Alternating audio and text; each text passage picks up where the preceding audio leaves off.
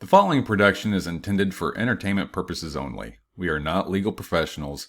We do not speak for any government agency, and the opinions expressed here are our own. Relax. That's good. That makes me feel good to make you nervous for once. Because I'm not gonna lie, you kind of make me feel nervous all the time. What? I thought you were In a going to talk good way. about. In a good Oh, way. okay. I thought you were going to talk about as my supervisor. I made you nervous. Well, yeah. I mean, in every aspect that you've touched of my life, you make me a little bit nervous.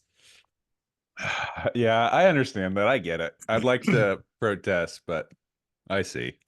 Yeah.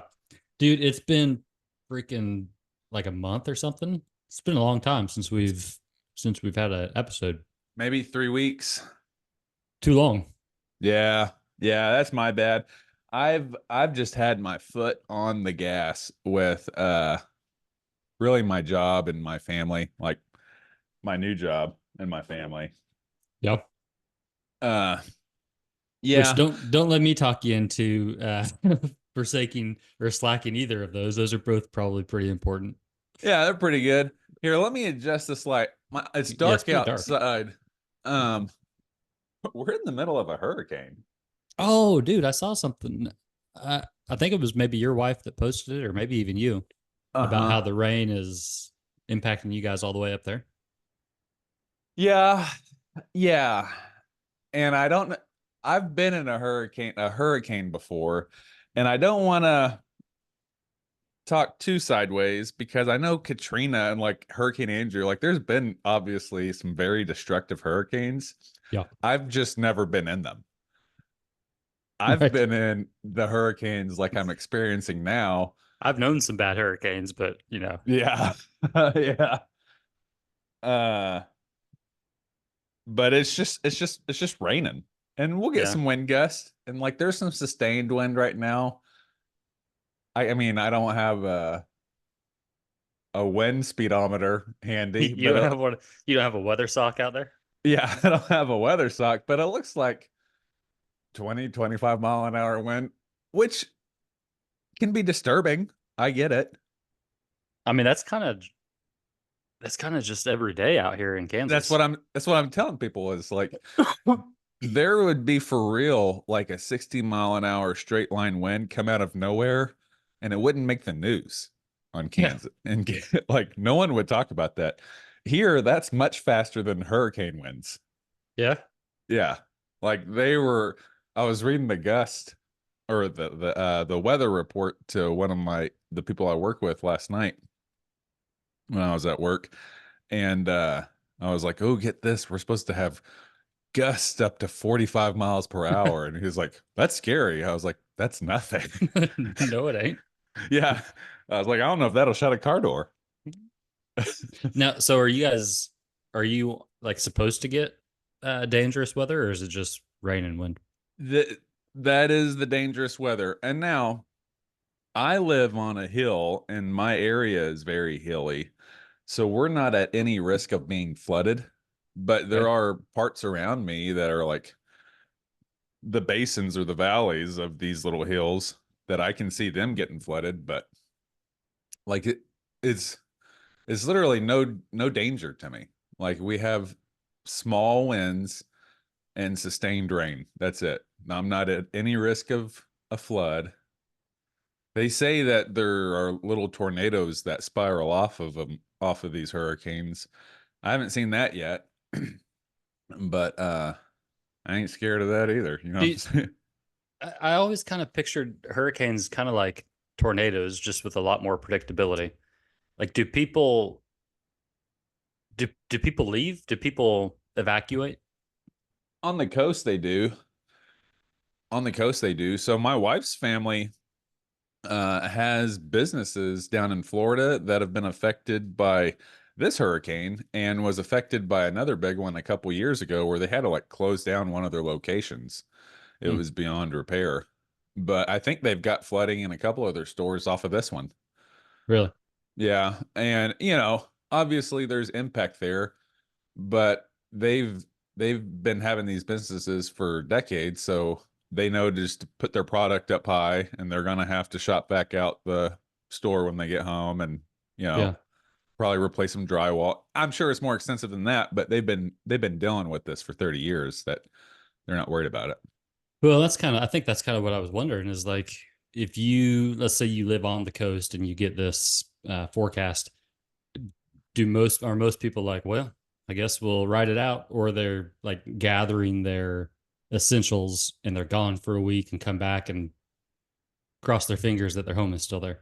Yeah, and I know that there's always um I think the real danger comes from the looting after the hurricane, because I Yeah. know as soon as you leave, that's when your house gets robbed. I've heard that from a lot of coastal people. Like as soon Is as Do you think as soon, is that why a lot of them don't leave? it's either that or they're too poor to leave. Yeah. And like I know with Katrina, they were telling people to leave the entire state, and I remember seeing reports of folks that were there like, I can't go anywhere. I don't have anywhere to go. Yeah. I mean, think about that. Like uh, a week, go take a week in a hotel, a Yeah. state away. And you have no money, and you're waiting on a government voucher for food and water and this lodging, but until then you have no resources. What are you gonna do? Yeah. Or you can just stay and see what happens. And hope for the best. Yeah. Well, we don't have anything like that going on out here. It's been pretty mild. We're actually tomorrow. We're driving up to your old stomping grounds, going up to Pigeon Forge, Tennessee. What? Yeah, Dude. we're dropping the kids off in Kentucky, and then we're gonna continue on to Tennessee and just take a week of hanging out. Yeah, dude. I was the first graduating class at Pigeon Forge High School. Were you really? Yeah. There was, I guess, like back in the 60s, there was an old Pigeon Forge High School, but that got shut down like back when there were still black and whites and all the black and white photos, and all the kids look like greasers from the movies. So I didn't remember the exact time frame, but it was definitely 60s sometime in that. But yeah, the old Pigeon Forge High School was shut down forever. The only high schools in Sevier County that I'm aware of, and I'm sure I could Google this, but that's no fun. It needs Google. Is Sevier County, which is where all the kids went to. Sevier County High School, which is where all the kids went to at the group home that I lived at. Like, we always went to Sevier Elementary, Sevier Middle, and Sevier High School. The group home was in Sevierville. Okay. You know Sevierville at all? Yeah. So the group was in Sevierville. Dude, I'll give you directions. There's a public road. You can drive through my old group home. Really? If you, Yeah. if you I want want to do that. Yeah. Okay. Yeah, dude, I'll show you, or I'll give you a direction to see my old cottage where I grew up at. Oh, that'd be awesome. Like I said, it's a public road. Anyway, so all the kids went to Sevierville High School, middle school, and elementary. Well, I showed up there in middle school, and I finished up my middle school in Sevierville Middle, and I made a group of friends. And this was the first group of friends. So I had this big personality, like social shift from Oklahoma to Tennessee. Like, Okay. obviously, my world got turned upside down. Wait 1 second. That's healthy, right? Um, don't worry, it's THC. But for so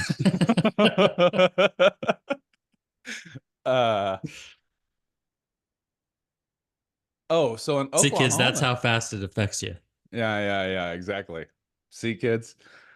In Oklahoma, I was a nerd, and I was dirty, and I was kind of chubby, and like I said, I'll just tell you the truth, I personally didn't have great hygiene skills. I had a single dishwasher mother that was just too tired to take care of a little hellion Clayton.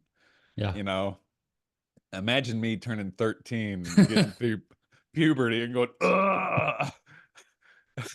Yeah, I can't imagine it. Yeah. And so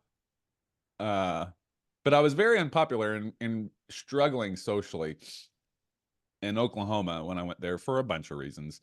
Well, when I went to Tennessee, that all got turned upside down. All of a sudden, I came there kind of in the summertime or like at the end of my 7th grade year. So I got active really for the first time. I started Taekwondo when I was 13 there at the group home that summer. I lost a ton of weight. I went through a growth spurt. I learned hygiene there, and I got these new to me clothes. They were mostly donated, but some of them, a lot of them were newer. Um, yeah. And so that fall when I started school in the 8th grade, I recognized this. I had a chance to start over. I was like, dude, you can be whoever you want at this Yeah. point. Like you just got a superpower. And I was like, I remember thinking I wanted to be a California surfer for some Yeah. reason. I was like, dude. And people were like, are you from California? Yeah, And bro. dude, can't you tell, dude? For some reason, Where that was the key to is being there in anywhere to California. surf around here? In the Smokies, waves around here are lame, bro. But So how I'm confused though. How were you the first graduating class? You're saying of that physical location, like they opened up that school. no, oh, so thank you for bringing me back to that. I from middle school, I made a group of friends in middle school. With Grant Pemberton, Brent Tankersley, and Reed Johnson were the core, and me were like the nucleus of this friend group. But it extended out, where there was lots of ancillary friends. But they were all going to Pigeon Forge. I was with them in Sevierville Middle, and Pigeon Forge High School was just starting up. So they were turning the old middle school building into the new high school. And so the new high school was going to start at 9th grade, and everyone who was there for middle school was just going to stay in that building, and they're all going to collectively move forward one grade in the same building until it was just 9 through 12. Mm-hmm. And so when I showed up there, I was the very first 9th grade class. And so I spent all 4 years as a senior in the school. But like when I was a freshman, I was Oh yeah, still the senior gotcha. class of this high school. Yeah, And it was just a really cool experience. We had lockers. Kids today, do your kids have lockers? yeah, Kids here don't have lockers. And I think it's a security protocol. And yeah. I can, yeah, I mean, I can't make heads or tails of it, but it's just noteworthy that kids here don't have lockers. Um, but yeah, it was functionally a high school, and that building is still the high school. They built a whole new wing on it when I was there, which was like a whole hallway. My graduating class was 99 kids. Okay. How many Um, kids? How many kids were in the group home? I don't know, 11 cottages. Boys and And girls, or just boys? yeah, half boys, half girls. Um, you figure 1, 2, 3, 4, 5, 6, 7, 8, about 80 to, yeah, about 80-ish, somewhere around 80. Well, that was a good guess.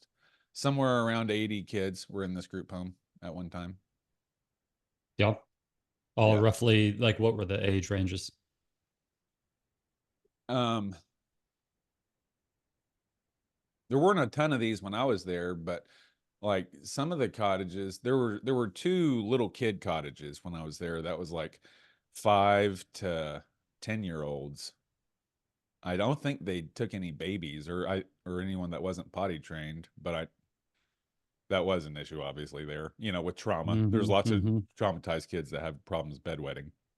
Um, but mostly I'd say 10 to 18, 10 years old to 18 years old is the typical. Uh, what when I left there, I was in this cottage that doesn't exist anymore, but it was called the Independent Living Cottage. Horrible idea. basically 15 to 18, if you show any type of responsibility, they'll send you to this independent living cottage. I think I've talked about this. This is where I stole the car. Have I? Yeah. No, I didn't. I knew about that, but I didn't know about this independent living But have I talked situation. about the time I stole a car on here? Maybe not on here. Maybe not on here. Well, this is the time I stole a car. It was from this cottage. And it was because we were just a bunch of unsupervised home kids. We were unsupervised group home children, which is not a great idea. Yeah. And we're all 15 to 18. Anyway, yeah, that cottage doesn't exist anymore. That was 15 to 18. You had to pay rent there, and your rent was supposed to go to a savings account unless you stole and totaled a vehicle, and then your savings was going to go to replacing that vehicle. It's reasonable. I can see that. Yeah, that's bullshit, by the way. This car was donated to you. You didn't pay anything for it. Why do I have to pay for it? You left the keys in the vehicle. That sounds like a you problem. Yeah. Around a house full of delinquents. Shame on you. I hope you learned your lesson. But no, they took all my money, the little bit of money, and the only money I had back then, because that was another thing. In the summer times, unless you were in a sports activity, and I was in a sport, I was in Taekwondo, but they didn't count it as a team sport, and I get that. They made you have a job every summer from 13 to 18. Even if you weren't in independent living, you had to have a job in the summer. And so my very first job at 13 I was the janitor I worked for the janitor for the school that I was going to be going to, for Pigeon Forge High School. And it was the summer it was transitioning from middle school to high school. So you would have been roughly like 13 years old? Yeah, 13, homie, pushing a mop. Just doing some custodial work. I could have smoked a cigarette and like had a t-shirt wrapped around my waist, you know what I mean? Just like a janitor, my overalls rolled down and pushing a mop. Yeah. And no one would have batted an eye. They're like, oh, that's our new janitor. Seems a little young, but he gets the job done. I mean, he's smoking. Yeah, he must be old enough. Yeah. I'm pretty sure that I've told you that I used to work at a group home. And it's kind of shocking to me how little oversight. Well, I'm going to make an assumption here that there's very little oversight or maybe not interest, but involvement by any type of authority. And I think that's just kind of the norm.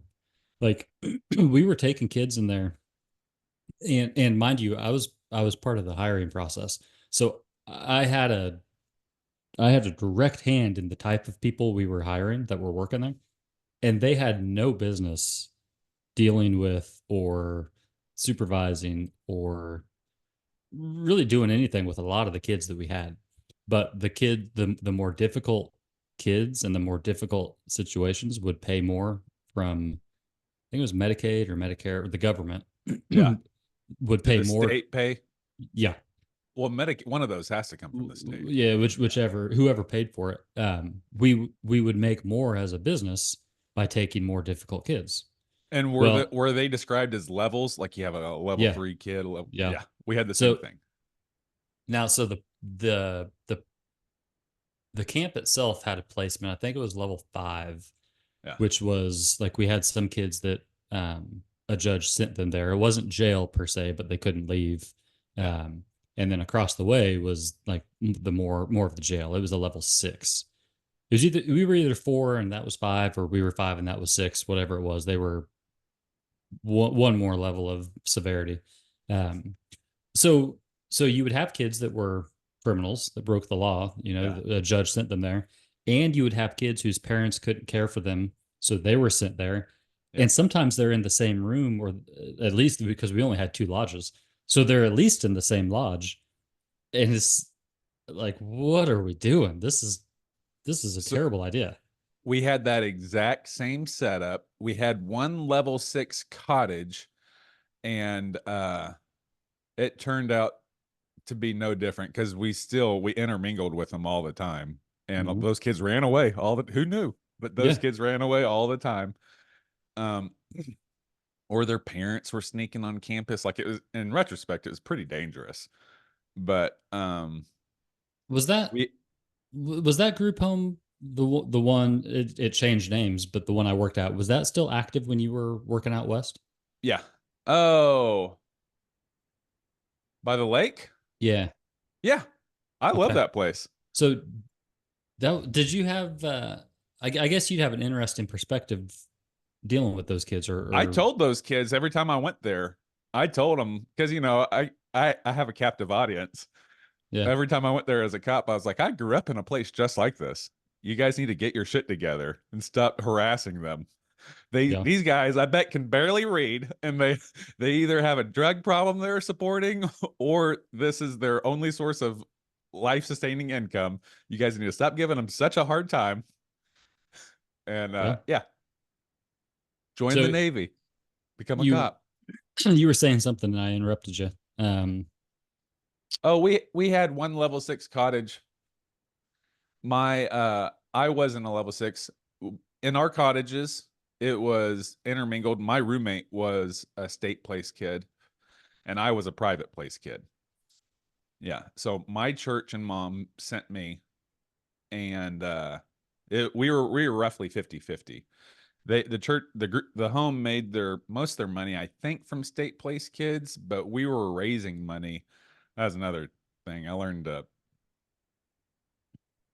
I think it actually it very early on cured any problem of public speaking that I was ever going to have, because we had to go around raising money at different group home or at different churches every Sunday.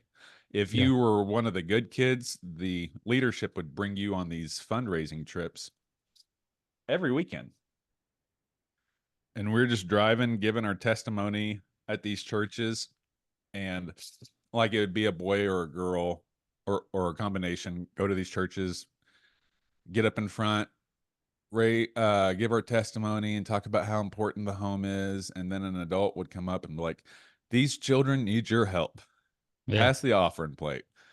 And yeah, we did that.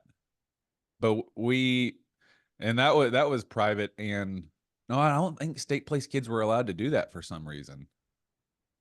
Probably for obvious, I hear trash cans getting knocked over. Probably for obvious security concerns, I guess, or maybe legal concerns, privacy concerns. But the state place kids weren't allowed to do that. It was just Yeah. us private place kids. There was a show documentary on I think it was Netflix, it might have been Prime, about some kind of like survival camp that Your beard's looking good, by the way, dude. I noticed you're growing it back out. thanks, man. Huh. It was somewhere in the desert, and it was billed as like a survival camp, or basically like a way to teach these troubled kids responsibility, life lessons, all this kind of stuff. Yeah. And like kids were getting seriously hurt. I don't know if one of them died, but it was the same kind of it was the same kind of scenario of what I was saying earlier about these group homes, where you got people doing stuff that they've got no business doing, taking kids on survival trips that they're not surviving, or working in the factory doing whatever kind of. We went whitewater rafting down the Big Pigeon River, and the Big Pigeon River is actually a little bit away.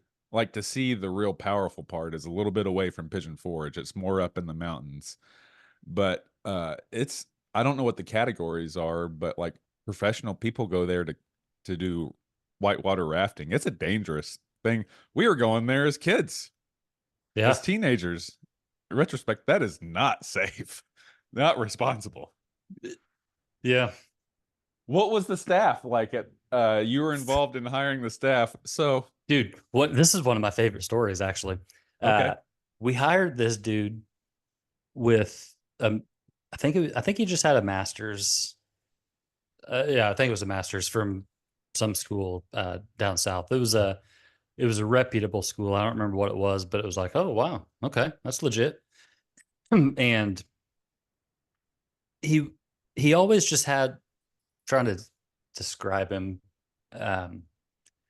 he was the kind of guy that would use big words and you would be like, I'm not sure that he knows what that word means. Yeah.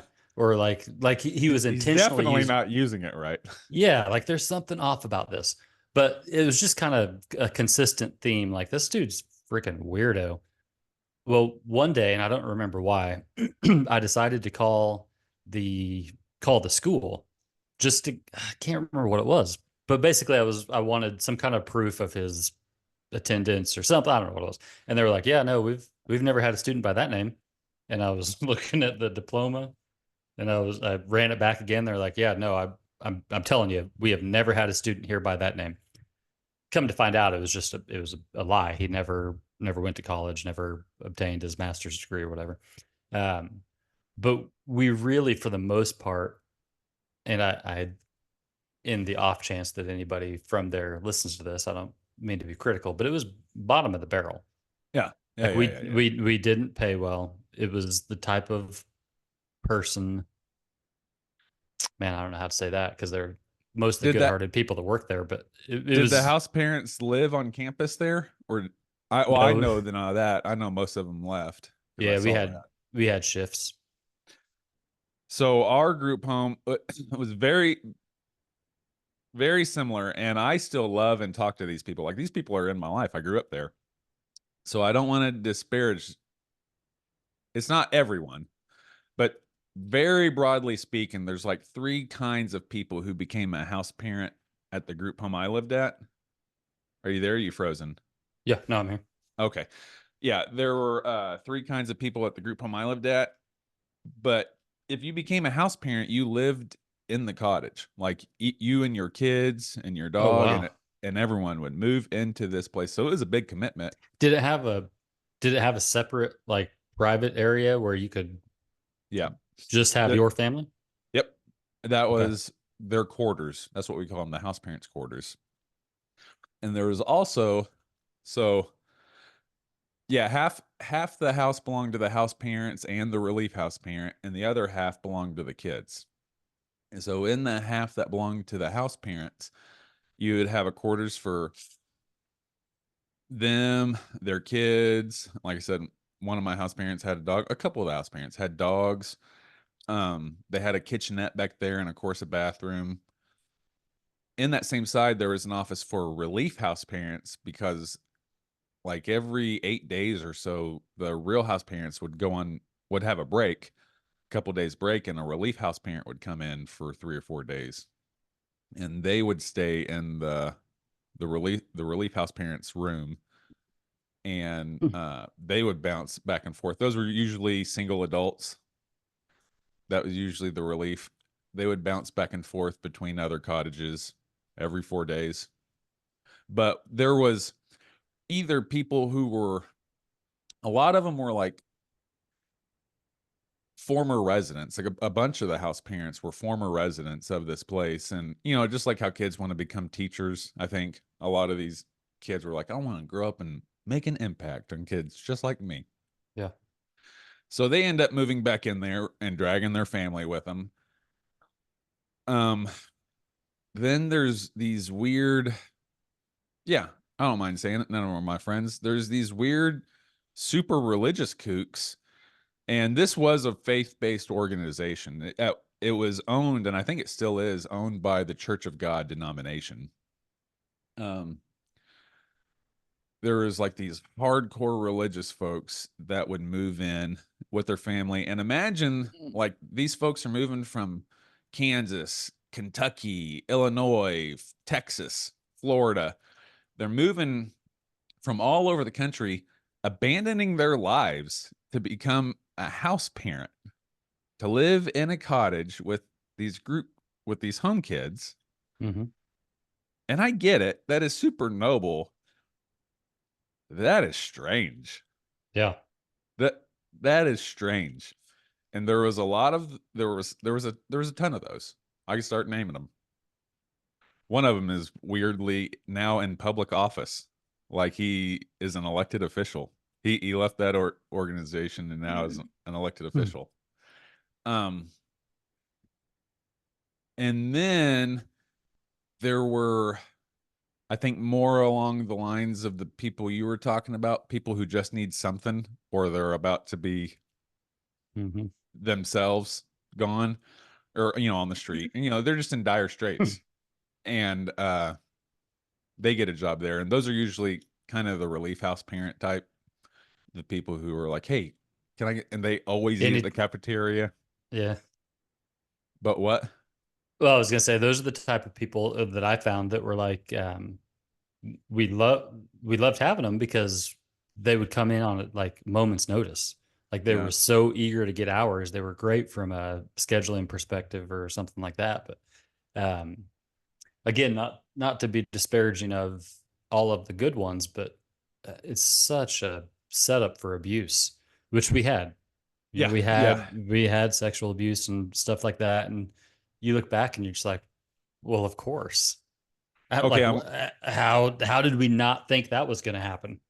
Yeah. I'm glad you brought that up. That happened often. Yeah. Like I only witnessed it happening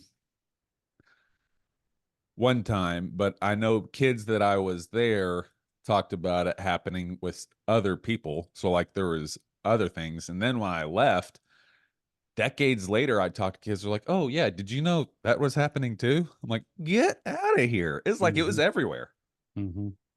And surprise, surprise, these criminal kids are usually good at keeping secrets. You find a good audience. Kids that have already been victimized, kids that already put stock in not talking to authorities, kids that already put stock in lying. And they're All right. and they're on the fringe, they're Who are you gonna believe, me, a responsible adult or this piece of shit kid? To some degree, they're throwaway kids. Yeah. I mean, for sure. That's somebody has I don't want to say throw away, but you get what I'm saying. I mean, it was a big point of contention between me and my family. And, it's obvious. I don't think I'm offending anyone, but I left my family when I was 13 because my mom couldn't handle me. I have felt some abandonment issues, Yeah. I've gone through that. I don't feel connected to that family. I haven't since I was 13. I love them and I visit with them and they are my family, but Yeah. there's some obvious things there. Do you remember the Menendez brother story? Man, I remember that being huge. And as soon as you said I knew you were going to say Menendez brothers. Yeah. But thinking about, I don't know a lot of the details. Did they kill their parents or did they kill just one of them? Killed their parents Okay. pretty brutally. Like it was pretty savage. Right. There's a show on Netflix right now, or it's I guess it's a series. The first season was about Jeffrey Dahmer, which I thought was really good. The second season is about the Menendez brothers. And I remember vaguely the story. I'm not sure how old I would have been. All I really remember is that they killed their parents in a brutal fashion. But what's coming out in the show, and I don't know how much of it's true or any of it, is all of the abuse they endured. Right. And dude, I'm telling you what, it is pretty graphic. Yeah. The descriptions and everything, very troubling. Like just what's the source of this information? Like, are these the brothers talking? Yeah. And so one of the things it's kind of interesting. Well, actually, so this is a dramatization. It's not the actual brothers, obviously. A lot of it is based in the courtroom and it's taken from like the actual court reports, which is how the Dahmer one was too. And it was pretty cool. Like they're going straight off of the script of what actually happened, but they're acting it out. What was reported in court to have actually happened. Yeah. So one of the things that's kind of weird about this is my daughter had somehow found out about these guys. I'm not sure how, but watched basically the whole trial on YouTube. Yeah. So she was really familiar with all of the testimony.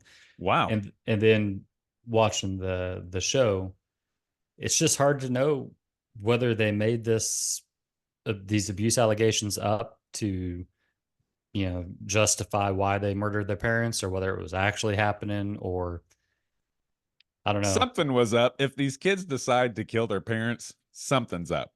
Well, that was one of the ideas that is talked about in the show. Is like, you don't just shoot your mom in the face with a shotgun multiple times, Yeah. unless unless there's something going on. Like that's Yeah. not normal behavior. You don't do that for the money or. I didn't know that. So I don't remember hardly any of these details. Give me what's the So story? let me just tell you this: that episodes 1 and 2 were kind of not that great. I was about to quit watching after episode 2. Yeah. My daughter started watching episode 3, and she was like, "Oh no, this is good. You got to watch it." So I think it was 3 and 4. It might have been 4 and 5. Was literally the best acting I'd ever seen. Like it was so good. It felt like I kind of wondered if it was even scripted. I mean, it felt like you were just listening to a conversation between an attorney and this guy that he was in jail at the time. But basically, it's these two brothers. They're super like filthy rich. Their version is that dad is a an abusive pedophile. Like, So dad is abusing them? yes. Mm. Not just like raping, like absolutely Sodomizing. yes. Like we're not talking about like nothing minor. Okay. Yeah. So they say that's going on. And then mom apparently knew all about it, and she kept it hidden and supported it, all this kind of stuff. What was dad's job? Because he was rich. What was he doing? He was super rich, but I don't know if actually, I think he was something in the entertainment industry. I feel like maybe with music or TV or something. I don't remember what his job was. 'Cause I remember that being like a radio joke or like a shock jock joke during this time, is that these kids had such a great life. You'd think they'd keep their mouth shut. I mean, if daddy was buying me all this stuff, I would have just kept my mouth shut, you know? I remember hearing that joke. Yeah. Yeah, dude. I don't remember why I was talking about it other than just. Oh, I was asking you, give me the story. Like what happened? Dad was doing all the bad things and these kids were getting jacked up and mom knew about it. Yeah. And then in the show, it's one of the stories that the boys give is that they thought that, oh, this is what it was. They were older teens when this happened, and one of them broke their silence or whatever and told somebody that dad had been molesting them and like had recently done it or whatever. And so they thought that the parents were going to kill them because like he outed his dad. It was going to ruin his life, all this kind of stuff, whatever. Wow. So that was that's what they said. So they they said it kind was of self-defense, right? But what's just kind of difficult about the show is that you don't know what happened, because maybe they just made it up. Maybe it actually was happening. I don't know. But it really is a very good show. Man. Um, And so what they use firearms on both their parents? Shotguns. Yep. Unsecured shotguns. Blasted them. Like they're just Multiple times. So like they were clearly dead and they were just standing on top. Boom, boom, boom. yeah. And then like the mom had crawled from where she was, and they went out and reloaded the shotgun, came back and finished her off. Like it was really brutal. But again, the sort of thing that you just it's too brutal for just a normal murder, right? Like there's got to be something. This is a crime of passion. Yeah, like that's obviously a passionate crime. It's heavy, but you should watch it. Probably not. Gonna tell you the truth right now. Probably not gonna watch that. But that is super interesting. You know, a lot of this stuff, I've been listening to. I've got back on a philosophy kick, and you just reminded me of like this weird synchronatic theme that's been in a lot of this philosophy I've been reading lately. But been reading or listening to a lot of Jung and watching YouTube videos on a lot of Carl Jung stuff. That was a good guest. But he was a student and contemporary of Freud. And, Freud said everything's about sex. Like boys want to have sex with their moms. They're these weird little sexual beings. Like even the development of infants goes through these weird like sexual phases with Freud. Like he was kind of kooky. But nowadays they teach it. They teach the same stuff, but in an unsexual way. Like the oral fetish. Babies do go through this stage of like an oral fetish all the way down to like an anal fetish and a genitalia fetish. And babies go through this. You see these stages of where like they discover their mouths, they discover their genitals, they discover that they have a butthole, and that's when they start feeling shame because like even in these early development phases, these babies are noticing that mom and dad go, oh, every time they shit their pants. And so now anytime that they have anything to do with the bathroom, they feel like it's a shame thing that they have to hide. And that comes from your infant development. Freud was on that. Jung kind of took the ball and ran with that in a different direction, definitely less sexual and more,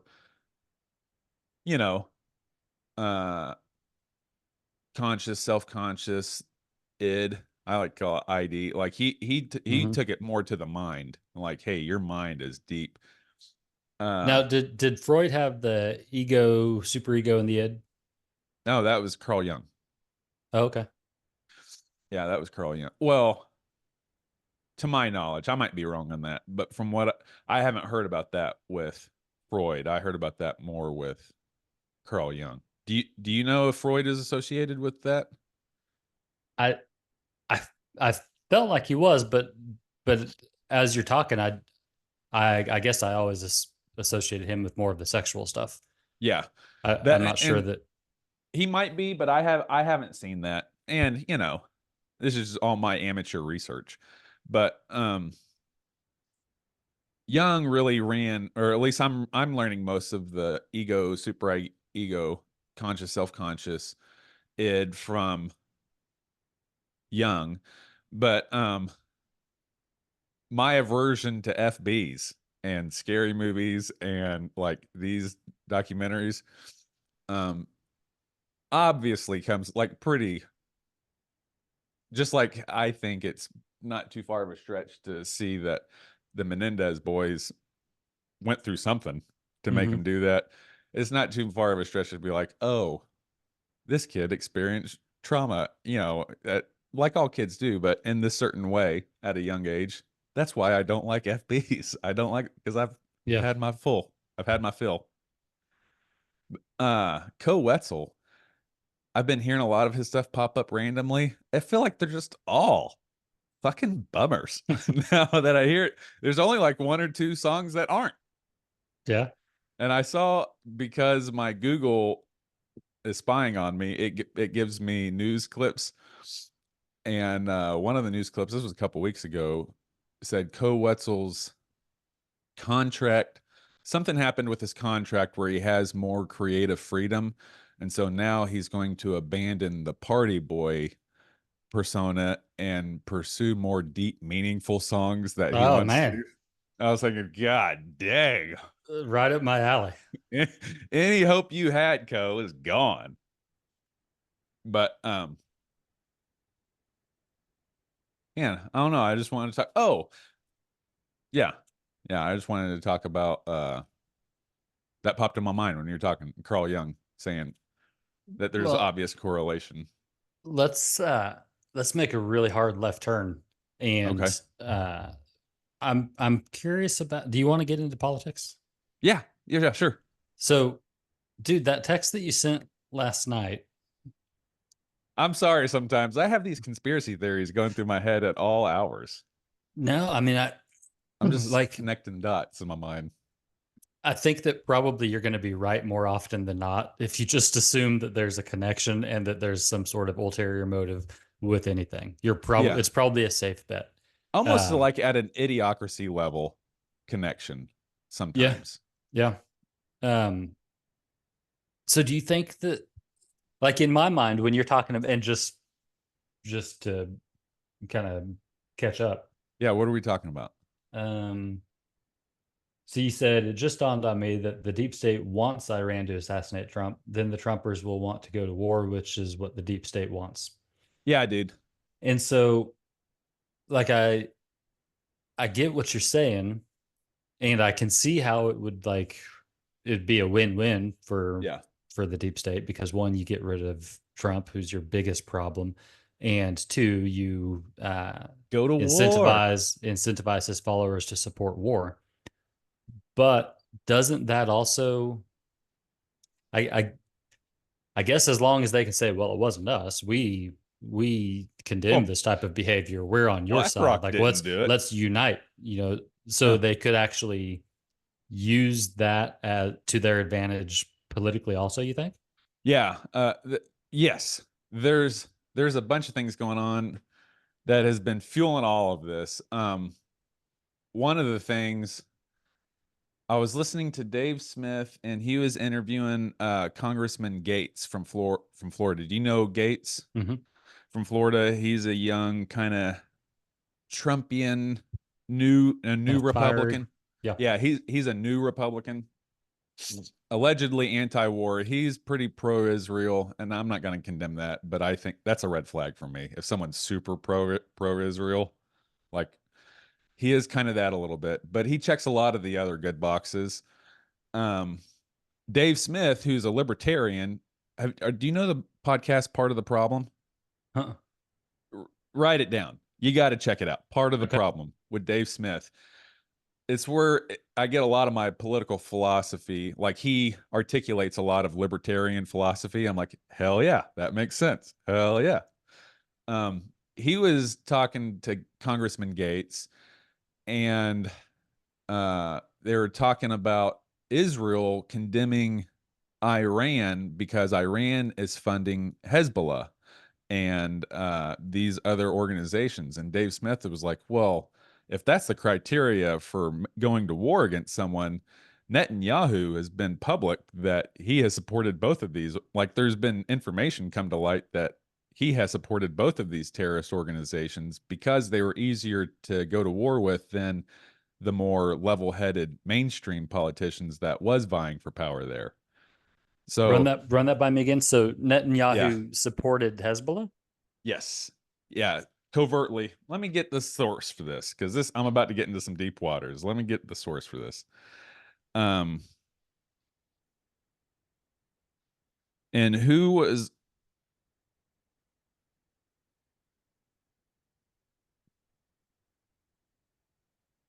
are the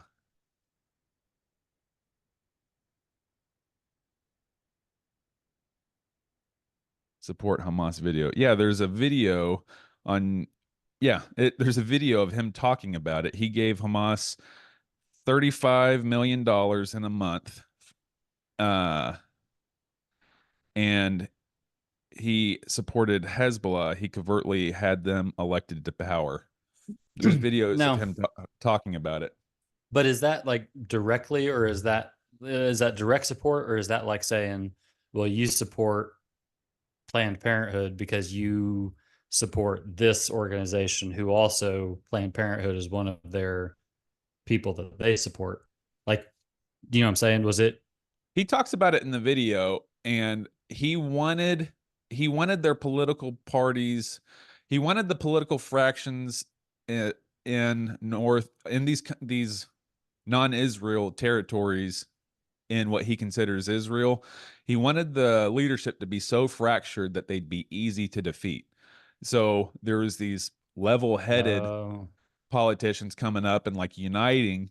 And instead of them taking power, he supported these radical fractions to go in there and stir the pot. So, I mean, he doesn't flat out say this, but it's the inference is that so he could go in there and take it over later on. And he talks about that. Like, he admits to funding these organizations because it would cause destabilization in the political network. He openly admits to that. So Dave Smith was saying, if your criteria for calling Iran extreme and possibly going to war with Iran is that they're supporting these Houthis and these terrorist organizations, then that also applies to Benjamin Netanyahu, because he did the exact same thing. And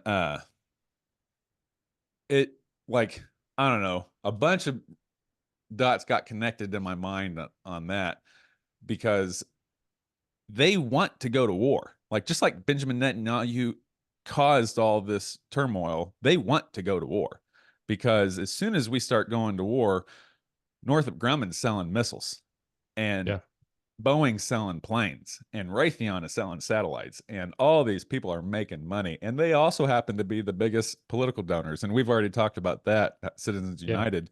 You can't compete with them. And so really, these corporations want to go to war. And so there was also, in the same podcast, they revealed that Trump, I guess, has had multiple, like 5 groups. The FBI has known about these 5 different groups in the US that were actively had assassination plans on the president. And I guess this information came out in a congressional hearing that Gates was part of, that one of them was an Iranian-backed group, was an Iranian-backed cell. And that's the one that Trump was the most afraid of. And he made like a tweet kind of recently about that there is an Iranian group that was targeting his life. He seems really cavalier about it. Do you think that he actually is, or do you think that he like just... I feel like my conspiratorial mind, I feel like I've seen him, like he definitely kowtows to Israel. Like he's a supporter of Israel. Something has happened with him, and in retrospect, I guess he's always been like this. You know, he's a big supporter of the vaccine. He wasn't a big supporter of mandating the vaccine. Like he was all about personal freedom, but he's super proud of the vaccine. So like I think that's a little counterintuitive. At least it seems like to me. But I'm cuckoo on the conspiracy stuff. But I feel like he pays homage to the power, even though he pretends like, and in a lot of ways he is anti.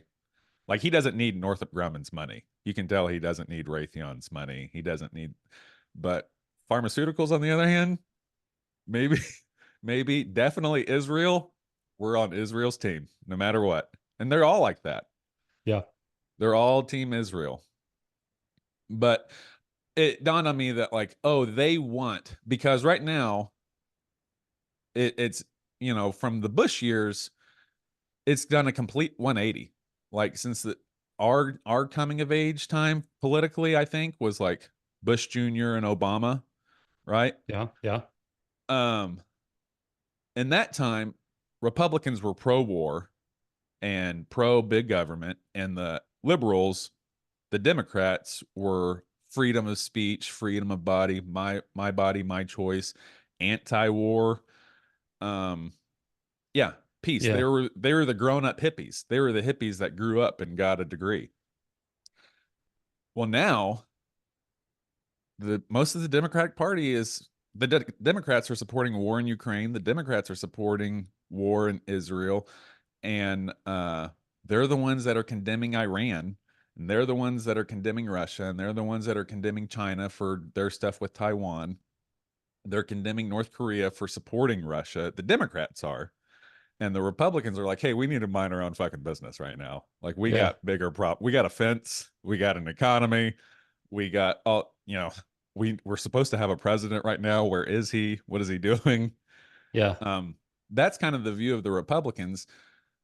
And so it's dawned on me that if Iran, because I was thinking like, how can the FBI know that there's these cells here and not actively have them in custody?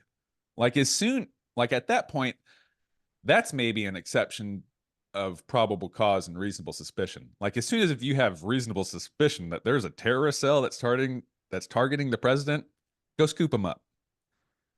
I don't know. Like you don't know? I tend to agree with you, but after the first attempt, or I guess the only attempt, I'm not sure what that was at the golf course, but I heard he got a shot off. Yeah. After the attempt, I was listening to somebody talk about like how it really while it's tempting to say that, well, the CIA was in on it, blah, blah, blah, like how little they had to work on, so to speak. And basically what he's saying is that let's say that you get a tip and you take action and you arrest this person, but you don't, like, I'm trying to think of how he said it. Essentially, it's not as easy as we make it sound.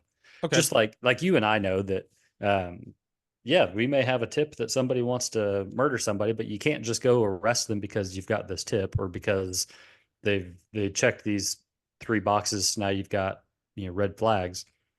Like, there's still due process. And so even though in hindsight you can say, well, you knew that, like the school shooter in Georgia, like in hindsight you can say, well, we knew all of this information. Why didn't we do anything?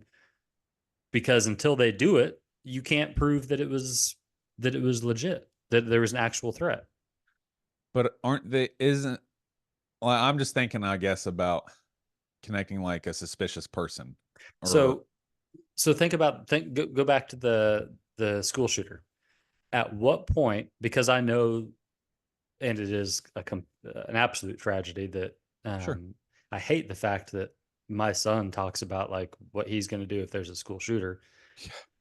That's terrible. But at what point could you have arrested this kid or intervened or taken the guns out of the home? You know what I'm saying? Until he crossed that line, it's all just speculation, and his rights trump the. Well, let me play devil's advocate a little bit, because he broke many gun laws, or he broke some gun laws before he opened up fire. Okay. Because a minor cannot be in possession of a firearm unsupervised by an adult. I know in Kansas, and I've got to assume the same, or there's similar laws here. Like there has to be an adult with a firearm or with the minor. No, let me throw this little You're glitching just a second. It might be me. caveat out, because I know that you and I both have a little bit. You there? You're good. Yeah, I'm good. I caught that. Thought I was frozen. We've got a little bit different views than we have had, but at what point? I see what you're saying. At what point would you think that, yeah, a kid shouldn't, like, it should be illegal for this kid to have a gun without a parent? Because I don't know if I'm not sure that I want to take that position. So to your point, a number of laws were broken.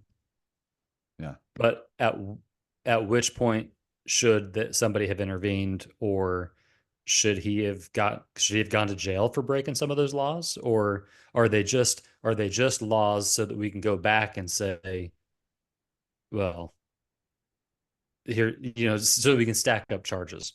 Well, so what really needs to happen is you have to learn from these situations. And so in retrospect, like I don't know, in my mind, if this kid, obviously he was such a threat, like even if we didn't see the signs, there had to have been signs there.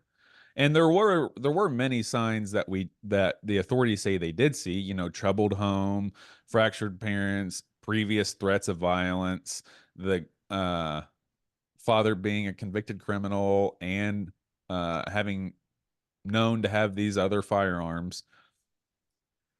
So like there should have been red flag, or there were signs that people should have seen. And authorities are saying that he was on their radar in some degree.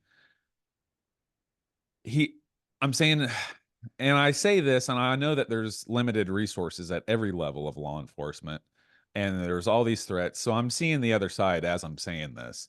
But like if he was such a problem, or obviously he was a problem, there should have been someone observing him. Like there should have been some form of legal surveillance, like from a public place. And as soon as you see that kid, well, let me finish this real quick. As soon as you see that kid take a gun from his house, and I don't know if he drove to school or I don't know, but he somehow logistically he got that firearm from his house to the school. if this kid is under any sort of observation and you see him take a gun out of his house and you know it's Tuesday morning, he's on his way to school, you need to stop that kid. I know that's probably impossible to have observation on that kid. But in hindsight, like, there were signs that we just didn't see. And that's a slippery slope. I don't know. But these school shootings need to stop. Yeah. Your kid doesn't need to be thinking of, he needs to be thinking about football and girls is what he needs to be thinking about, not school shootings. Yeah. Yeah. I completely agree. The problem, though, is that, maybe if you look at it, like, think about just in Sedgwick County, how many PFAs you've got, or PFS, protection from stalking. These are people that have demonstrated some sort of behavior that convinces a judge to say you can't go around this person. Yeah, you can't be protection from abuse. You've abused, that you've done enough that we believe that you should not be around this person.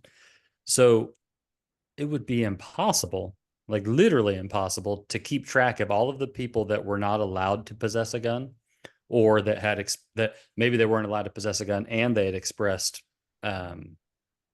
potential violence toward a specific group or a specific person. Like, how would you do surveillance on that? How would you keep that from happening? I don't know. Yeah, I don't know. I don't know how you do.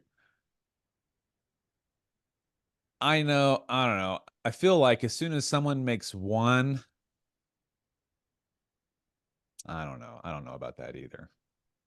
I don't know. I was going to say that as soon as someone makes one threat violently, about shooting up a school, as soon as someone makes one threat about that, they're not allowed in school anymore, or not in a public school anymore. I say that because I like taking hard and fast stances like that, but kids are stupid, and especially kids in troubled homes, are gonna say troubling things, even if they don't have no intention on acting on it. And how are we to know what is and what isn't? So like I said, I see the other side of that, but changing lanes a little bit, but I think it's connected. Are you aware of all these? And I knew this was going to happen. Like, I called this. These bills and laws going up for vote about not making people have voter ID to vote. Have you been hearing about this? Yeah, it's going on. But I'll say that I don't know if he's still our attorney general. Chris Kobach was the attorney general in Kansas for a while, and I know that he was really leading a charge last election cycle about mandatory ID. Of course. Which, to me, it just seems like common sense. Yeah. Like, I still remember, and I'm aware that I interrupted you, so I'm going to finish this. This is what I want to talk about. I still remember one of the first times I voted. It was a gymnasium, but I think it was a church gym or something like that. I walk up and they say, "What's your name?" Justin Crafton. They're looking at their spreadsheet and they say, "Oh, there you are," and they give me whatever they give me. And I'm like, I also could have been Ryan Brown or John Smith, or I could just cycle back through, and next time I'll be John Spencer. Like, how do they know? What are they going to say? They're going to say, "Oh, well, we've already got a check mark by your name, so are you sure you didn't vote already?" If you were to change your shirt, shave your beard, and put on glasses, you could go in there 5 times. You could do that combination. Or just getting a different line, even. Go to a different polling place. Yeah, I'm saying, like, you could clean up. Even today. Right. Like, even still. Because there's no, like, they don't even ask your address, I don't think. And if they did, the sheet's right in front of you. Like, they've got their finger tracing your name. Okay, what's your middle name? William? Okay. Like, that's got to happen all the time. All the time. And I'm sorry, there's just been enough speculation where I don't trust electronic voting machines. I think it needs to be paper and pen, and it needs to be hand counted. because there's so much speculation, there's so much potential of one of these voting systems getting hacked, or one of these voting, like a code to be in there, like every fifth conservative turn that into a liberal. There can be easily be a built-in code in that to make it almost unnoticeable. Mm-hmm. And I don't know how you would ever detect that. So there's these laws going up here in Georgia. When I did vote in the last election, there was, or my last local election I voted in, they did ask the CID, but you could either have there's either you have like a paper voting ID when you first register, like first get your Georgia license here, you also register to vote, and they'll send you a paper voting ID in the mail. You can either have that or a driver's license to verify your identity, which kind of made sense. Yeah, it makes sense. Well, we have 10 million, very conservatively, and it's probably a lot more than that, but we have at least 10 million undocumented aliens in this country in the last 3.5 years, or last 3.75 years. In the last term, the border's been wide open. There's been at least 10 million people flood this country that could very easily go vote right now, even though shouldn't be allowed to constitutionally. You have to be a citizen to vote here, but there's nothing stopping them. And like I said before, it's not a big leap in logic. It's not even a conspiracy. Who are you going to vote for? The people that's giving you money and a cell phone and a housing voucher and food, and that welcomed you in here? Or are you going to vote for the party that wants to kick you out? Do you think that what percentage of I think that was the plan the entire time. Yeah. Yeah. What do you think the percentage of those undocumented aliens is that are voting? Oh, very small, but a lot of these kids, or a lot of these people, have nothing to do. Most of them have nothing to do right now. And either, besides getting an illegal job, because you're supposed to have some right to work, either a working visa or you have to be somewhere in the immigration status or in the immigration process to get a job here in the United States. You're supposed to, or you go work for a cleaning, not to generalize, but you can go work for a cleaning service, you can go work on a farm, you can go work for construction, all easily payable with cash. Mm-hmm. And or you can find something else to do. And one of the things to do is retail crime. I know that's big here, or other nefarious activities. And election interference seems like it. I don't know. In my mind, it like these. I don't want to sound too kooky, but in my mind, like these deep state, or like the Bezos and all these super powerful families, that have historically interfered in elections, or at least influenced elections. They could get a group together and be like, "Hey, kids, you want to make $20 an hour? For sure. Go stand in line and find a name on the ballot, and you're them." Yeah. I mean, weren't there allegations of that happening in like New York and LA and some of the in Atlanta, Georgia? Yeah, there's allegations of that happening everywhere. So there's this text group, or this text chain between me and my wife's two brothers. And we're talking politics. It's me, who's I consider myself libertarian, but not even really that. My one brother, who's super conservative, super Christian, super like red tie, glasses, like he's that guy. And there's another brother who's he's gay. He's got a partner. He lives in Denver, Colorado, and he's just the other one. Mm-hmm. Both sides represented. And I was like, "Hey, have you guys seen this?" And my brother in Denver was like, "It's much more complicated than that, Clayton."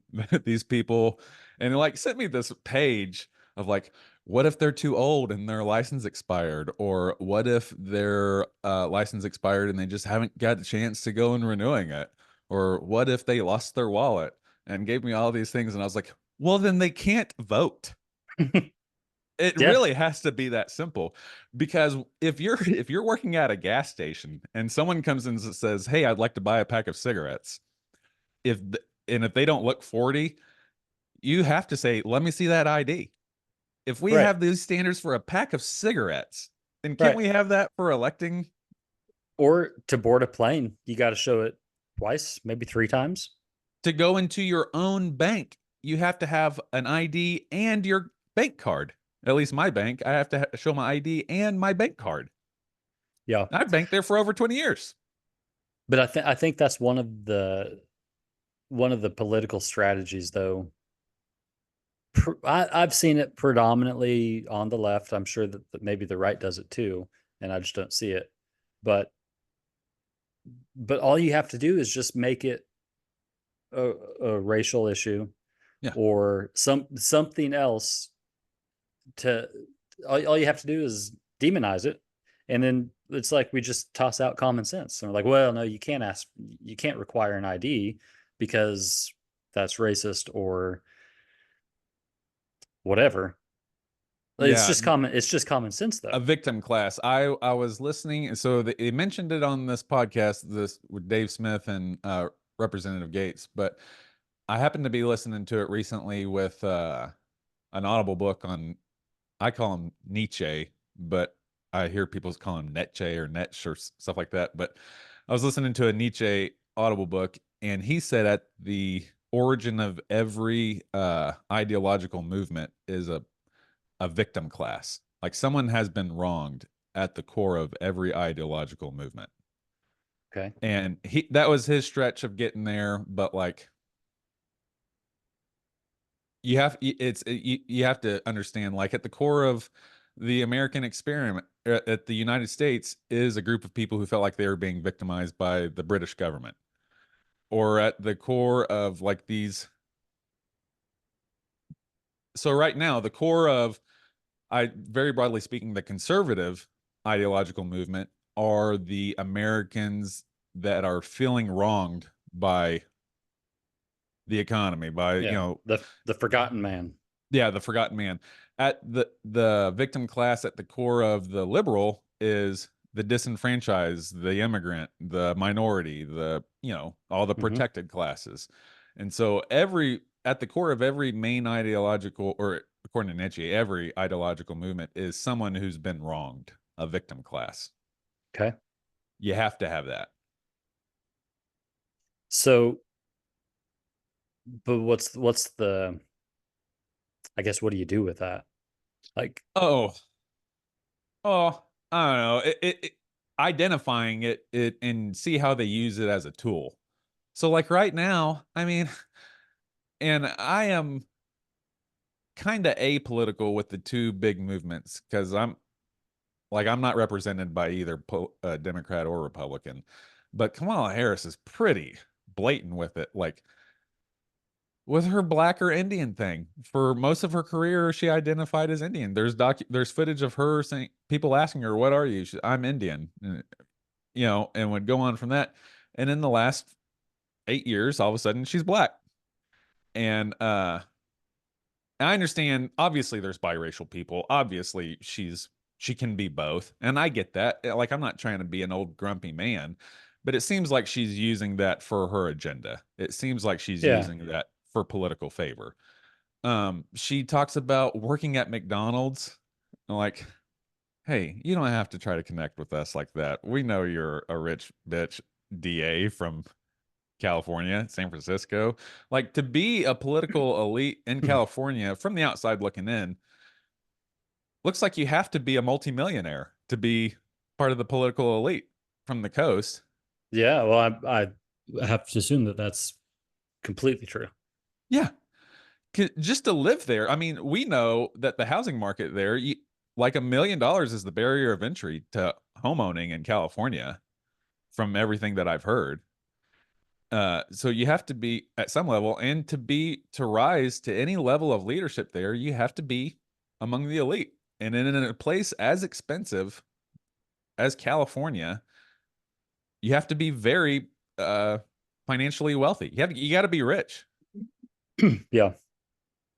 Well, I think I don't need her connecting with me about McDonald's. Yeah. The other end of that, on the on the right would probably be Trump talking to evangelicals, and trying to connect over his favorite memory verse, Yeah. So every Just side the does whole it, but Bible, it's very personal. Just the whole Bible. Not a specific one. that's pretty good. Um, but so what I notice is like when she's given a talk to maybe a predominantly Black audience or a specific group, and you're like, why is she talking like that? Yeah. And I get it. Like I'm certain that her advisors and her speechwriters and all of her handlers probably tell her, make sure to emphasize this or talk this way. And I You get better it. thank a union member. You better thank a union member. Like, it's all bitch, you politics. I weren't get talking it. like that 5 minutes ago. That's what I'm saying. It's such bullshit. Why is everybody not just calling it out? I don't know. There's this weird thing. It seems like to me, like obviously the media did a trick, and this is what I'm talking about when I say the deep state. I'm not necessarily talking about the Illuminati, or I'm not talking about, even though I do think there could be dark rooms of people that are controlling. I'm really 100%. talking about the media, and I'm talking about Northrop Grumman and all these people that really influence the world. They decided that Kamala is the person. Like overnight, as soon as Joe Biden was out, they're like, well, it has to be Kamala. Maybe Joe Biden did that. I got a theory about that too. I think that was his last FU. Went on his way out. He was like, you know what? I'm going to tie your hands. It has to be Kamala. Yeah. You want it? You got it. Yeah. But so they all decide it's Kamala. Everyone else, I feel, is this weird thing of just like, I believe. They're pressing the I believe button. And I think a version that we saw of this was after 9/11, Bush started preaching about Iraq, and overwhelmingly the majority of representatives voted to go to war against Iraq when it had nothing to do with Afghanistan. We found out later there were no weapons of mass destruction there, and we probably knew it. That part's still kind of cloudy, but we probably knew there were no weapons of mass destruction there. But we pressed the I believe. Back then, we all pressed the I believe button. And I think today they're pressing the I believe button on Kamala. They're like, oh, well, she's it. She's the bee's knees. Yeah. So you said that you don't believe in the Illuminati, or maybe you don't fully support the Illuminati. Well, I definitely do not support them. Let me say that. And I think one of the problems is that that's such a, like, nobody really know, or at least I don't know what that really is. Right. But I do think that there's absolutely a very small number of people, don't know whether it's in the teens or hundreds, who knows, but there are people that make the decisions, that pull the strings, that the rest of us think that maybe it's just chance, or you think that it's something that we had something to do with it. But I think the reality is that there are corporations, organizations, and individuals that are pulling the strings, flipping the switches behind the scenes. So the CEO of BlackRock is a guy named Larry Fink. And BlackRock. That sounds like a made-up name, by the way. BlackRock? No, Larry Fink. Larry Fink. BlackRock is a majority shareholder of Vanguard, and there's a third one that I can't remember. But they're all the majority shareholders of each other. BlackRock, Vanguard, and this other third one. And they collectively own about 80% of the US economy. And that is Ford and GM and Dodge and CNN and MSNBC and Fox News. Like collectively, they own about 80% of the U.S. economy. And, Northrop Grumman and Raytheon and Spirit. Like it's documented. So like these three companies own everything, and they own each other. And the CEO of the top dog, BlackRock, is one man. Larry Fink. He's not elected. Obviously, I'm not saying business owners need to be elected, but this dude is who's running the world. This dude, he's definitely running the United States, because he owns the owners of CNN. He owns the owners of Fox. He owns the owners of Northrop Grumman. And so they all answer to Larry. He's the guy. If there was a dark room, he's in it. Or someone, one of his representatives, his kid, or whoever.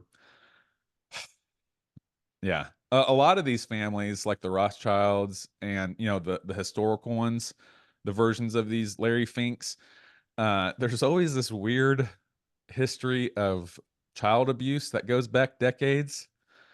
Um, and I think, yeah, it doesn't take much of an imagination, because you think, like, how are these people so fucked up where they put profit above humanity of the world? Like Northrop Grumman, literally, their Larry Fink is beholden to his shareholders. He's not beholden to me and you.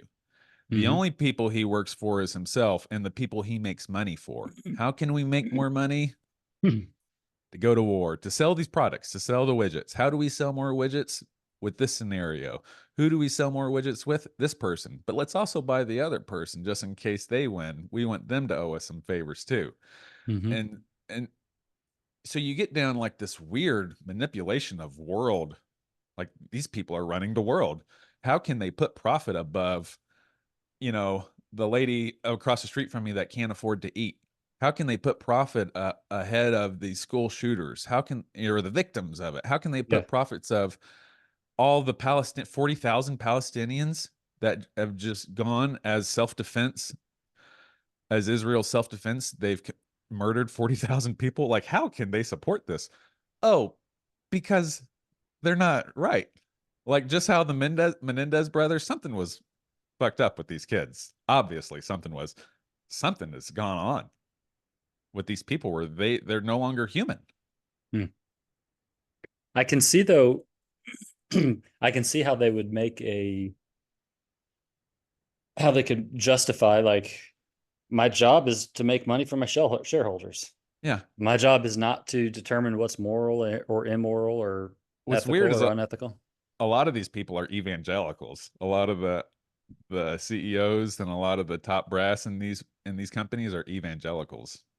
Yeah. Which is even weirder. Well, what do you make of that? Do you think that that's because because it's easy to claim evangelicalism, or no? I think their view of God and humanity? Yeah, maybe that. Well, there's definitely something that's not spoken of, and it's probably not even acknowledged until you're out of the house a little bit. But that's how evangelicals, Christians in general, but specifically evangelicals in every religion. I don't want to pick on just evangelicals, but when you take a step out, the evangelicals believe they're the only ones that's right. They're literally the only ones that are going to heaven.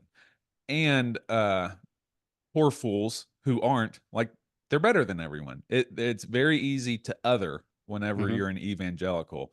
And so built into that is you are God's favorite. God has chosen you because your path has been directed. And so God has chosen you to be in this position. And so it's your duty to do everything that you do it as though you're doing it for God. It's your job to be the best CEO of BlackRock that you can. I'm going to be the best CEO of Northrop that I can. And I pay tithe. I give millions of dollars to these charities. I'm not a bad person. I'm a good person. My kids memorize these verses. And if they don't, I beat the shit out of them. But my kids memorize these verses, and they go to these Christian camps and they memorize these poems and they raise their 3 fingers and say the Scouts Pledge. I have good kids. And yeah, their uncle, maybe gets a little handsy at Christmas time, but that's Uncle Ted.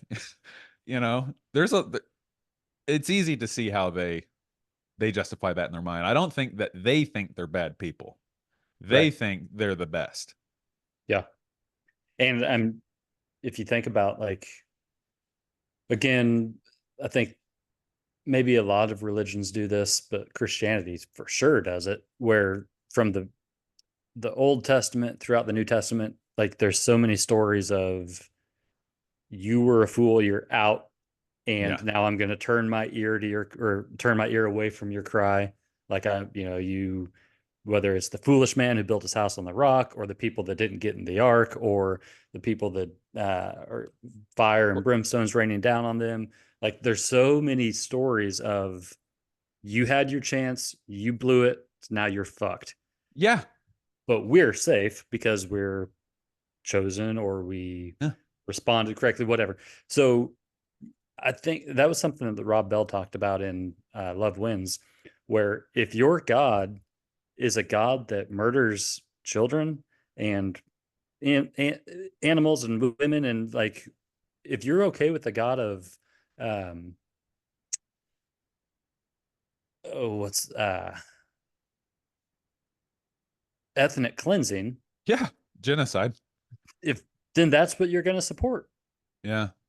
It's, and I think that maybe, I wonder if that's why you see a lot of those people in evangelical circles, or if it's just because, honestly, man, we're pretty easy to please. If an athlete wears a cross necklace, Oh, he's one of us, or if he has the Bible verse written on his eyeliner, like, oh, he's one of us, that he must be good. So I don't know if it's that, or like if one leads to the other, or if it's the other way around. I heard this anthropologist, Dr. Chris Ryan, he talked about, he wrote a couple good books. He's an atheist, and so that kind of turned me off of him back then, but he's super smart and he's super good at his job. He wrote this one book called Sex at Dawn, and it was about pre-agricultural, like hunter-gatherer humans, how there's a lot of, in his mind, there's a lot of evidence to show that monogamy wasn't a thing until the agricultural age. Like in the hunter-gatherer tribes, probably some version of polygamy was more common. And he makes an argument for that, how like there's still evidence that's carried over today. But in this book, Civilized to Death, he talks about this hamster wheel that we've been on since the agricultural age, of us getting to here. But he says it's not necessarily like a hamster wheel. It's more like, imagine you're going to go hot air ballooning with you and your family for the first time, and you meet this hot air balloon guy in a parking lot, and he's got the torch and he's filling up the hot air balloon, and half of you gets in and the other half is still talking to the pilot. They're out of there. But while you're talking to the pilot, some ropes get loose, and your son and daughter is just in this hot air balloon now, and you can't jump 30 feet. Like, even when it's right there and like there's still these ropes, it's very hard to get control of this thing. Which, by the way, that is a terrifying image, dude. Yeah, man, I'm struggling here. But he uses this illustration of the agricultural age leading to all the empires, leading to the industrial revolution, leading to the technology, and like how it's all gotten here, and there's just no way to get off of it. Like, ideally, and in my mind, in my fantasy, like a utopia would be some version of like a Greek / Native American hunter-gatherer society. You know what I mean? Or like some weird heavenly version of that. That's my version of a utopia. But it's impossible to get there. And if we our problem is that we're civilized to death. That's the name of the book. Our problem is that these corporations run the world. We have all these fatty foods. We're poisoning the earth. We're doing all these destructive things. To get off of that would be literally jumping out of a hot air balloon. Like, we're too far. Those kids are like, that balloon is gone. We can see the balloon and we can try to catch up to it, but you're not getting those kids. Yeah. Until that thing runs out of fuel and then comes plummeting down. Well, dude, that's what it feels like with society. Yeah, that's his argument. That's where we're at. Exactly. Like, in anything that we've ever talked about, I feel like you could make a connection to the balloon is floating away. Yeah. And I don't know how, I'm not sure that you can get it back until it comes crashing down. Yes. And so he didn't say this, but like, just following that train of thought is at this point, there has to be some degree of course correction. Like you have to, our number one priority should be survival. It shouldn't be profits anymore. Our number one, and that's my view. And I know it would be irresponsible for the CEO of Northrop Grumman to take that view because he's beholden to his shareholders.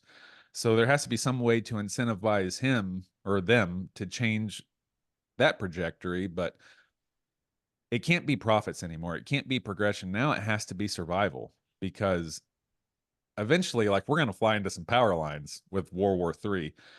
I might have said this to you, but I've been saying this to Ashley and anyone that'll listen. I think when historians look back and say, when did World War III start? I think it's going to include this time that we're in right now. Yeah. Like, yeah. But from a like chronological time perspective, like you think it's imminent, or you're saying that this is setting it up from a We're already in it. So like World War One, the Americans didn't come in until pretty late in the game in World War One. Europe had already been at war for some years before America joined the game, before America joined the fight. And like I said, World War One's probably what set us up. Was a lot of the big dominoes falling to get us where we are now probably started at World War One. But just like World War One had been going on for years before America joined, I think when historians talk about World War III, it's probably going to be Ukraine, the Russian invasion of Ukraine. Just like how World War II started with the German invasion of Poland, I think World War III is historically going to be thought of as the Russian invasion of Ukraine. Yeah. Or maybe 9/11. I don't know. I don't know. When you talk about conspiracies or connecting dots, I think it would be shocking to see how all the dots actually connect. But it would be really interesting to see. Like I bought into the weapons of mass destruction thing, just because I was a Republican and Bush was on my team, and so he wouldn't lie and whatever. But then come to find out that it was all, there was an ulterior motive, and then you find out that like that motive was from something else. And I think you're right that it's been going on, and all of this stuff has been in the works for generations. Yeah, it is definitely the fallout. It's definitely the fallout of World War II, like specifically World War II. The fallout of World War II, we're living in a post-World War II age, and we have been.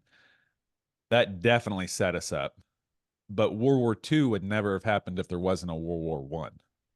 Yeah. So when you say that, or when we talk about how everything's connected, I guess maybe it depends on your outlook on life. Like I'm generally kind of an FB kind of guy, so I generally expect the worst out of people, as individuals and also groups. Do you think that, like, would you say that you're a conspiracy theorist? Oh, definitely. Yeah. I think I'm extreme. I think I'm like, oh man, if I told anyone about these conspiracies, they think I'm a kook. But like just listening to our podcast and thinking about conversations I've had, like, oh, actually, I don't let a lot of the crazy out of the bag. I seem not too bad. Yeah. I mean, honestly, I don't know that you can I don't know that you can honestly look at the world and not just be like, there's some crazy shit going on here. Like I think you'd have to be really naive to pretend like there's not just a ton of connections and a ton of hidden agendas. Yeah. You've just, to say that there's not, I think I'm not sure how you could do that logically. Yeah. And we talked about like this train of thought applies to a lot of things, but either we are so willfully ignorant of the history and of just facts. Like I said, I just Googled who's the CEO of BlackRock, Larry Fink. And you can also Google, does BlackRock own any of the other companies? And the Vanguard, and they all start popping up. I've heard this information. This information was presented to me by podcasts and by alternative media, but it doesn't take much to verify like these things. Like you should look at that and be alarmed. Like, oh shit, this guy's actually the ruler of the free world. I don't even know his name. I had to Google his name, and he's actually the one that's in charge. But then what should you do with that? Yeah, I don't know. Like, what should you personally do with that, do you think? Well, I think living accordingly. Yeah, living accordingly is what you do, and that's a very generalized statement, but so just act accordingly. So like bring that up, make it known. Like that should be something that we know, I think. And so I'm going to tell my homie about it, and I'm going to talk to the people about it. I don't need to be crazy, but if it happens to come up in conversation of like the Illuminati, like, yeah, the Illuminati's crazy. Have you ever heard of a guy named Larry Fink? He's the CEO, and like put that public information out there. Mm-hmm. Or like I was talking to a guy who at my job last night, and he knew nothing about World War II, and he's like 20 years younger than me, or I don't know. He's more than a decade younger than me. So I get it, like not everyone is informed, and I get how you're kind of nerd, but it surprises me how much the young people don't know about world history. I'm like, what was I talking to him about? Oh, Winston Churchill. How this is gonna stir some water. Let me preface this with I'm not saying Hitler was a good guy. Hitler is a bad guy. He's a big demon. Hitler's bad. Thank you for clarifying that. But Hitler now I'm is really bad. nervous about what's coming next. You had to preface it. Winston Churchill is the reason the Holocaust happened. And he's the reason World War II happened. Winston Churchill specifically. And it's I don't want to get in. I don't know if we have It's enough a little time. bit late now. He had many opportunities to avoid World War II. And surprisingly, it's just history. Hitler was the one writing these olive branch peace deals to Winston Churchill. As soon as Winston Churchill started talking about, like before Winston Churchill went to war or cited the Treaty of Versailles and saying that everyone has to go to war against Germany. As soon as Hitler invaded Poland and Winston Churchill started, which was part of historical Germany before the end of World War One, that part of Poland was part of Germany. So Hitler thought he was reclaiming German ground. Before that happened, or no, after the invasion happened and Winston Churchill started talking about going to war against Hitler, Hitler was like, hey, I don't want to go to war with you. I think England is one of the protectors of Europe. Hitler was all about protecting Europe. And he thought Europe was going to be the Third Reich, the Third Empire, and that he thought he was eventually going to be in charge of it, but he didn't want to. He thought Winston Churchill was eventually going to work for him. He didn't want to be at war against Winston Churchill. Like that was part of Hitler's weird, bad ideology.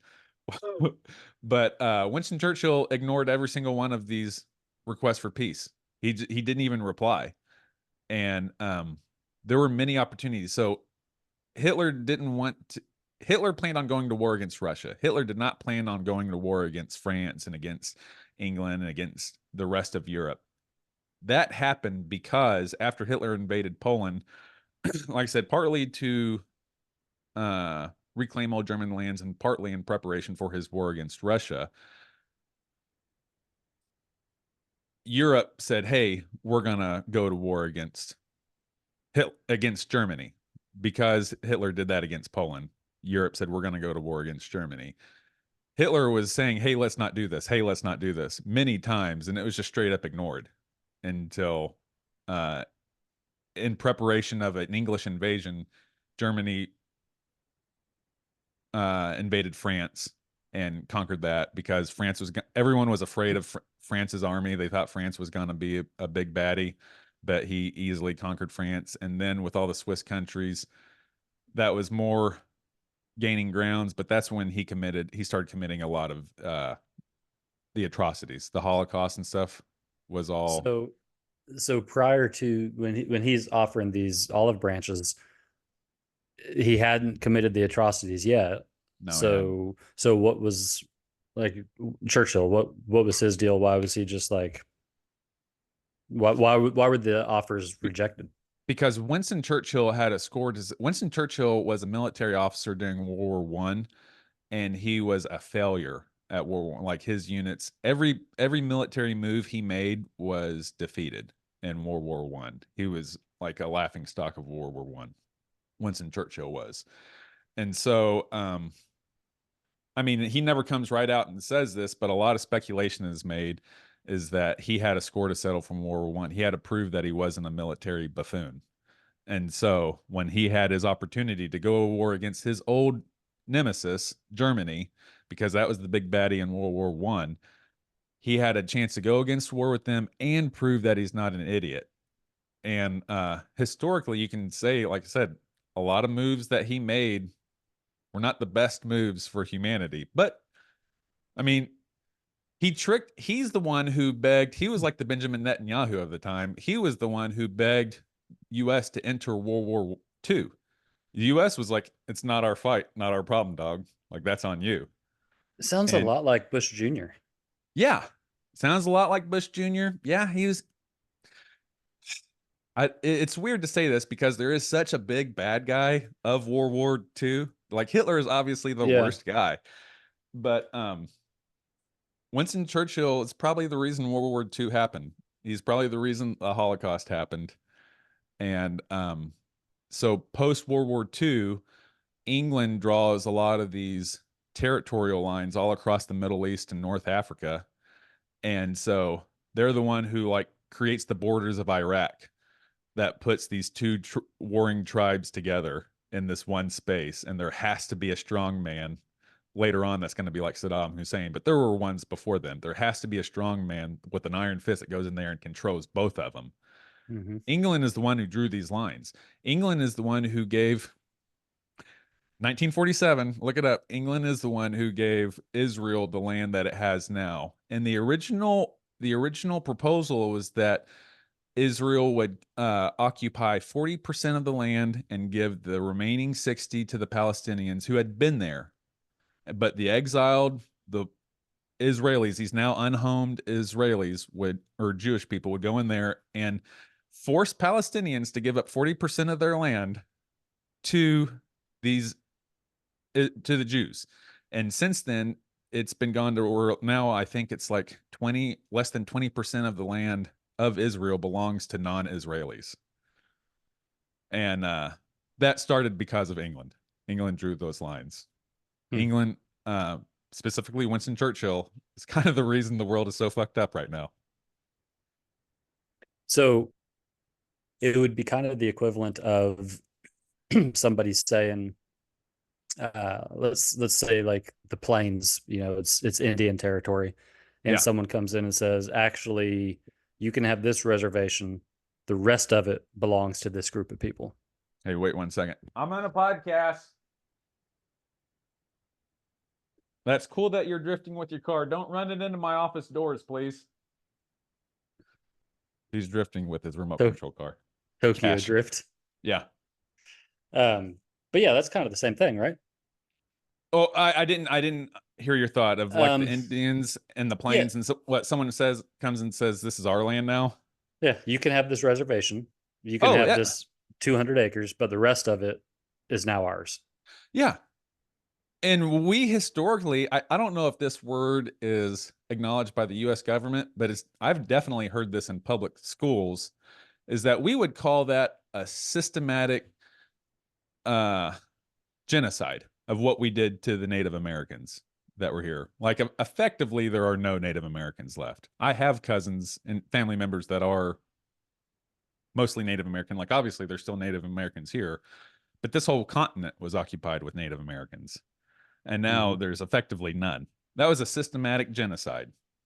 Mm-hmm. That's pretty much what Israel's doing. Yeah. But so I think going back to really what we were talking about is that information was definitely never presented to me. Like I had to hear that from an alternative media thing and then go back and verify myself just based on Google and historical stuff. But that information was never presented to me. I feel like historians and everybody either had to willfully ignore that part of history, Mhm. or they were just so bad that they didn't see it. You know what I mean? Like Yeah. it's one or the other. You either willfully ignored it or you're just so bad at your job that you didn't recognize it. Yeah. And it seems like it's a lot more logical that they willfully ignored it and even changed the history books. It seems like. I think you can make the same, well, it is the same correlation to religion. Yeah. Where Oh, definitely. It's almost like if you acknowledge it, like it's better to just acknowledge it and maintain control. I'm sorry, it's better to not acknowledge the discrepancies or the conflict or the problems, because if you acknowledge it, then you're going to lose control. Yes. And they even put the same religious fervor on it. Like I remember as definitely as a young adult, but I remember as a teenager when I was at that group home, there was some religious leaders, like a youth pastor. I was like, how do you talk to someone who says that the Bible contradicts itself? He was like, because it really doesn't. You have to read it to see that it actually doesn't contradict itself. On a surface level, it might seem like that, but when you get into the word, and so it's the same religious manipulation, like this same, and even religious fervor of like, I've read the story of the Exodus of the children of Israel many times. I don't know if I've ever actually read the whole story in the Bible, but I've definitely gone over the story many times until someone brought up the story to me about how 2/3 of the children of Israel were killed after the golden cow incident at Mount Zion.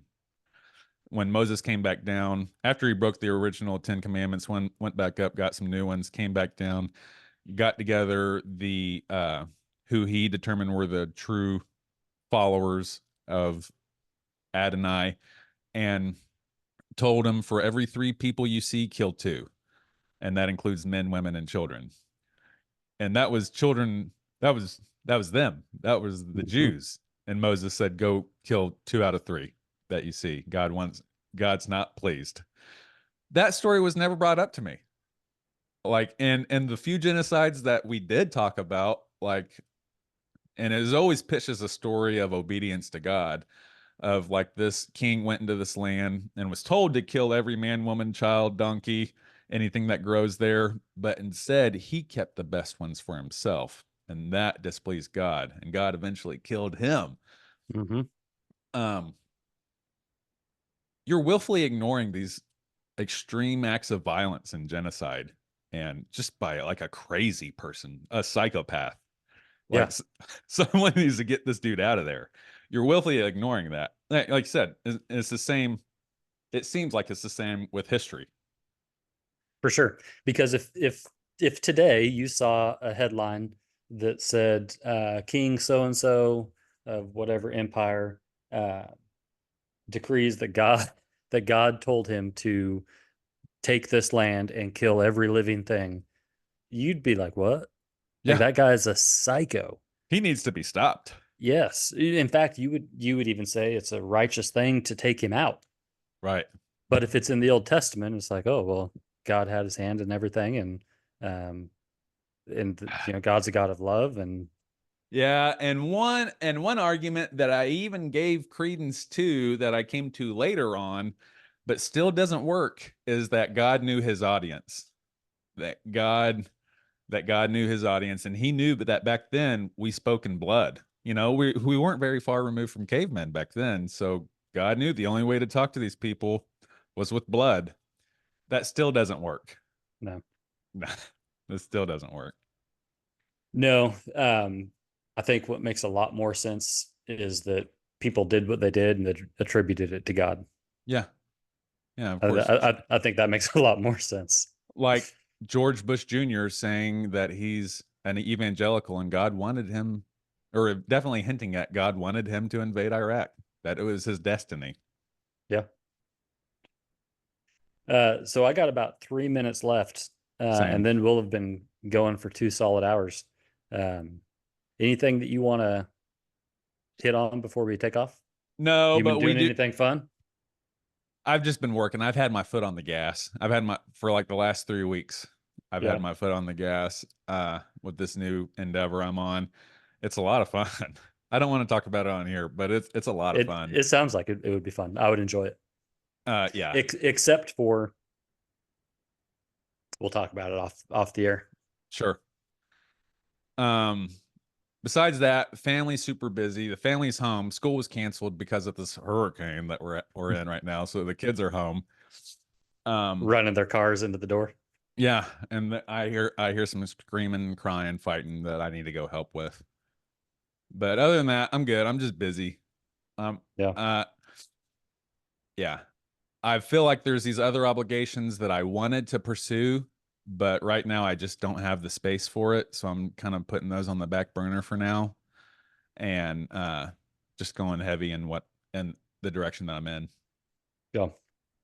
Well, hopefully, I'd like to do an episode from the Great Smoky Mountains.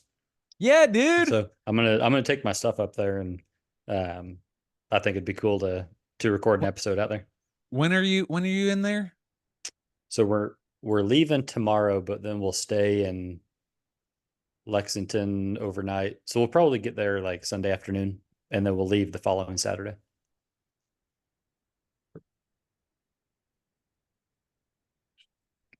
I'll talk to you about it.